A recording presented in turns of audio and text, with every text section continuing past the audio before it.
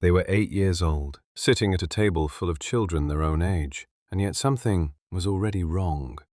Not wrong in the clinical sense, not a disorder, not a deficit, but a quiet, persistent misalignment between what they felt inside and what the world seemed to expect from someone their size. The other children were laughing, playing, reacting to the immediate stimulus in front of them, and this child, this specific child, was watching, not from a place of shyness, not from social anxiety, from something far more unusual. They were observing the room the way an adult observes a room, tracking dynamics, noticing who was performing, noticing who was uncomfortable, processing at a depth that had no business existing in a body that still needed help tying its shoes. Society has a term for this. It calls them old souls. And it means it as a compliment, a gentle, poetic label wrapped in spiritual language and nostalgic warmth. But the clinical reality is far more interesting than the compliment, because what society frames as a charming personality quirk is almost always the visible surface of a profoundly different cognitive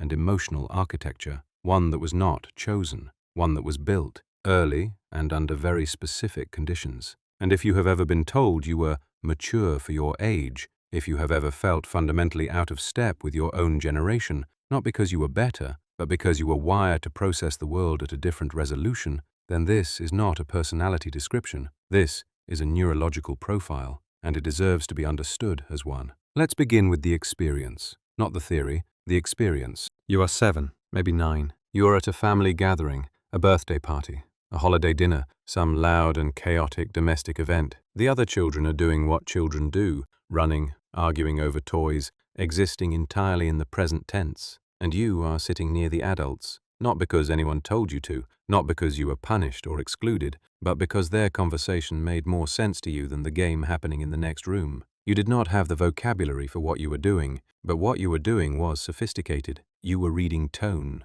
You were tracking subtext. You were watching your mother's face when your uncle said something passive-aggressive, and you understood that the words and the meaning were two completely different things. You understood duplicity before you understood long division, and no one taught you this. That is the critical detail. No one sat you down and explained social dynamics or emotional subtext or non-verbal communication. Your nervous system simply arrived already calibrated to detect it. The way some children arrive with an ear for music or an instinct for spatial reasoning, you arrived with an instinct for reading people, for reading rooms, for reading the invisible architecture of human interaction. And here is what no one tells you about being that child. You did not feel special. You felt confused, because the depth of what you were processing did not come with a manual. You were picking up signals, tension between your parents, sadness behind someone's smile, resentment buried under politeness, and you had no framework for what to do with that information. You just held it, quietly, without being asked to, and it became normal. Processing at that depth became your default setting before you were old enough to understand that most people around you were not operating the same way. Fast forward, you are 13, 14. You are surrounded by peers who are consumed by things that feel, to you, staggeringly unimportant. The social hierarchies, the gossip, the desperate need to belong to a group that will not matter in 2 years. And you are not above it. That is a common misunderstanding. You are not looking down at these things from some intellectual high ground. You are simply unable to take them seriously. Your operating system will not let you invest emotional resources in something your pattern recognition has already flagged as temporary. And that creates a very specific kind of loneliness. Not the loneliness of rejection, the loneliness of incompatibility. You are in the room, you can participate, you can mimic the correct social responses, but there is a gap, a persistent, invisible gap between your internal experience and the experience everyone around you seems to be having, and you cannot close it. You have tried. It does not close. Now, you are an adult, and people still say it. You've always been wise beyond your years. You're such an old soul. And you smile, because the alternative is explaining what it actually feels like to have been psychologically middle-aged since primary school. So let us attach the correct language to this, because what is happening inside the so-called old soul is not mystical. It is not spiritual. It is not the residue of a past life. It is neurodevelopmental, and it follows a pattern that clinical psychology can map with remarkable precision. The first mechanism is accelerated mentalization. Mentalization is the capacity to understand behavior, your own and other people's, in terms of underlying mental states, beliefs, desires, intentions, fears. Most children develop mentalization gradually across childhood and adolescence. It sharpens with age and experience, but in certain developmental environments, particularly environments where emotional unpredictability was present, this capacity accelerates dramatically. If you grew up in a household where you needed to read the emotional temperature of a room in order to feel safe, if a parent's mood dictated the entire atmosphere of the home, your brain did not wait for the standard developmental timetable. It built the mentalization architecture ahead of schedule, not because it wanted to, because it had to. Survival required it. This is not a theory. This is observable in developmental research. Children raised in emotionally volatile environments consistently demonstrate advanced theory of mind, the ability to infer what another person is thinking or feeling at significantly younger ages than their peers. Their brains prioritized social cognition the way a child raised in a bilingual household prioritizes language acquisition. The environment shaped the timeline. The second mechanism is what researchers call parentification. This is a clinical term for a very common phenomenon. The child who was implicitly or explicitly recruited into an adult role within the family system. The child who mediated arguments. The child who managed a parent's emotions. The child who became the confidant, the counselor, the stabilizer. Not because anyone asked them in plain language, but because the system needed someone to fill that role, and their sensitivity made them the obvious candidate. This concept of parentification does not feel like trauma while it is happening. That is its most deceptive quality. It feels like responsibility. It feels like maturity. It feels like being trusted. And the adults around you reinforced that feeling. You're so mature. I don't know what I'd do without you. You're the responsible one. These were not compliments. They were job descriptions. And you accepted the position without ever being told you had a choice. The third mechanism is chronic hypervigilance, a nervous system state in which the brain remains in a low-grade scanning mode, constantly monitoring the environment for shifts in emotional tone. This is a feature of an activated sympathetic nervous system, not full fight or flight, something subtler, a persistent alertness that never fully powers down. In an adult, this looks like perceptiveness, it looks like intuition, it looks like reading people well, and it is all of those things. But the origin point matters, because this scanning behavior did not develop as a hobby, it developed as a defense system. Your brain learned, very early, that the environment could shift without warning, and so it built a monitoring program that runs in the background at all times. You did not choose to be observant, your nervous system chose for you. What the outside world calls an old soul is frequently the visible expression of these three mechanisms working in concert. Accelerated mentalization, parentification, chronic hypervigilance. The child who could read rooms was the child who needed to read rooms. And that need shaped the architecture of a mind that would spend the rest of its life operating at a depth most people do not reach until middle age, if they reach it at all. Now let us draw the contrast, because the distinction between the so-called old soul and the average processor is not one of intelligence. It is not one of superiority.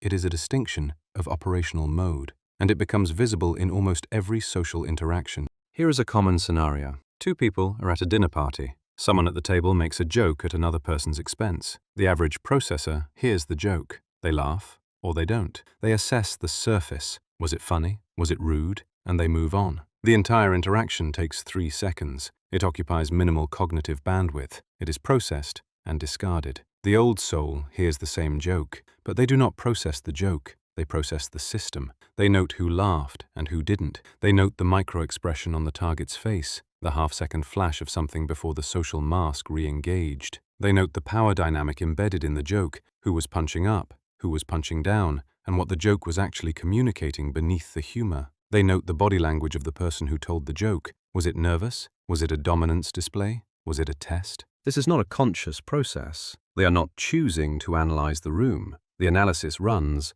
automatically. And by the time the moment has passed, they possess a layered, multi-dimensional read of the interaction that the average processor does not have and did not need. And this is where the friction lives, because the old soul now carries information that no one else at the table is carrying. They have seen something, they understand something, and they cannot unsee it. But they also cannot share it, because the social environment does not have a framework for that level of observation. If they say, "Did you notice the look on his face when she said that?" the response is usually confusion or dismissal. "You're overthinking it. You read too much into things." They're not overthinking. Their processing architecture simply operates at a different resolution. And the mismatch between their resolution and the social environment's resolution creates a form of chronic cognitive isolation. They are not alone because they lack social skill. They are alone because their depth of processing exceeds the depth of most conversations they encounter. This extends beyond social dynamics.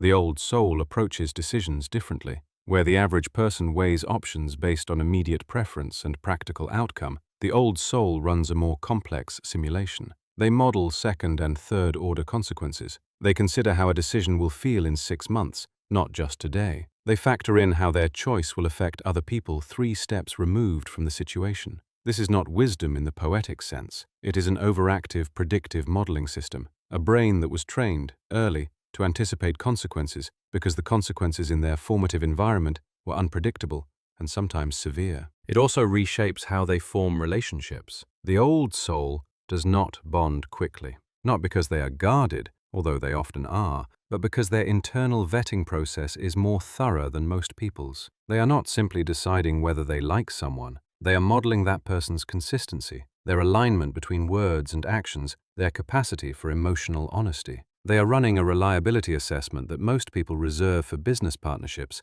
and they are doing it unconsciously on a first meeting. This means their friendships, when they finally form, tend to be unusually deep, but there are fewer of them, and the process of finding people who operate at a compatible depth is slow, sometimes painfully slow. The old soul often carries a quiet resignation about this, not bitterness, but an acceptance that their social world will always be smaller than average, not by choice, by architecture. The same mechanism that made them wise beyond their years at 10 is the mechanism that makes them exhausted at 35, because the system never stops running. You cannot switch off a nervous system adaptation with a motivational quote. You cannot tell a hypervigilant brain to just relax, any more than you can tell a bilingual brain to forget one of its languages. The architecture is permanent. The question is not whether it runs. The question is whether you understand what it is, and whether you learn to manage its fuel consumption. And this is where the clinical picture becomes genuinely remarkable, because the same architecture that produces chronic exhaustion, social isolation, and a persistent sense of not belonging also produces a cognitive toolkit that is, by any objective measure, extraordinarily rare. First, pattern recognition. The old soul does not simply observe human behavior, they catalog it. Unconsciously, across decades, they have built an internal library of behavioral patterns so extensive that they can frequently predict how a person will behave before that person has decided to behave that way. This is not intuition in the mystical sense. This is a database, a massive, experientially constructed database of human behavior, built one observation at a time since early childhood. And it is more accurate than most people's deliberate analysis, because it was built under pressure, in real time, with real consequences for getting it wrong. Second, emotional granularity. Research in affective science demonstrates that the ability to differentiate between subtle emotional states, the difference between frustration and disappointment, between anxiety and grief, between affection and obligation, is a measurable cognitive skill called emotional granularity. And individuals who developed accelerated mentalization in childhood consistently score at the upper end of this spectrum. They do not simply feel emotions, they pass them, with a precision that allows them to navigate complex emotional terrain that most people experience as a blur. Third, and perhaps most significant, adaptive resilience. Not resilience in the motivational poster sense, not bouncing back, something more structural. The old soul has been adapting to environments that did not fit them since childhood. They have been translating between their internal reality and the external world for their entire lives. This means they possess an unusually high tolerance for ambiguity, discomfort, and complexity. They do not need the world to be simple in order to function in it. They have never had that luxury. And as a result, in genuinely complex or high-stakes situations, the moments when other people freeze, panic, or fragment, the old soul tends to become calmer, more precise, more operational. This is not courage. It is familiarity. They have been navigating emotionally complex terrain since they were small enough to sit on someone's lap. Crisis is not new to them. It is their original operating environment. And while others must build tolerance for chaos and uncertainty as adults, the old soul has been stress-tested from the beginning. There is a fourth advantage that rarely gets discussed: self-awareness. Because the old soul has spent a lifetime observing others, they have inevitably turned that lens inward. They tend to possess a level of psychological self-knowledge that most people only access through years of deliberate therapeutic work. They know their triggers, they know their patterns. They can identify in real time when an emotional response belongs to the present moment and when it is an echo of something older. This does not mean they are immune to their own patterns. It means they can see them operating, and visibility is the first prerequisite for change. This internal transparency, this capacity to observe one's own cognition while it is happening,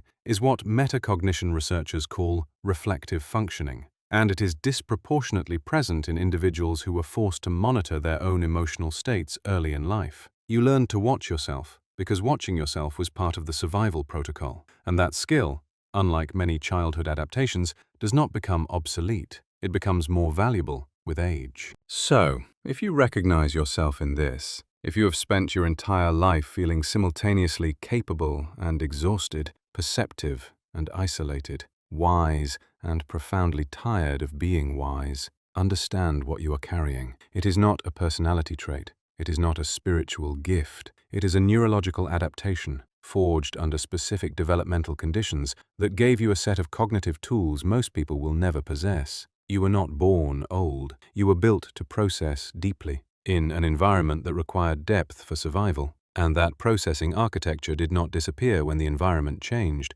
It became permanent. It became your operating system. The exhaustion is real. The isolation is real. The sense that you are watching a film everyone else is starring in, that is real. But so is the toolkit, so is the pattern recognition, the emotional precision, the structural resilience. These are not side effects. They are the direct products of a mind that was forced to develop faster, observe more carefully, and process more deeply than its environment ever intended. You are not an old soul. You are a highly adapted one. And the clinical distinction matters because adaptation can be understood, managed, and directed. Mysticism cannot. The system you built to survive is the same system that allows you to see what others miss, to feel what others overlook, to understand what others simplify. That is not a burden, that is operational capacity, and it belongs to you. Thanks for watching. If you enjoy this video, please like and subscribe for more Uncanny Psychology. What part of this video resonated most with you?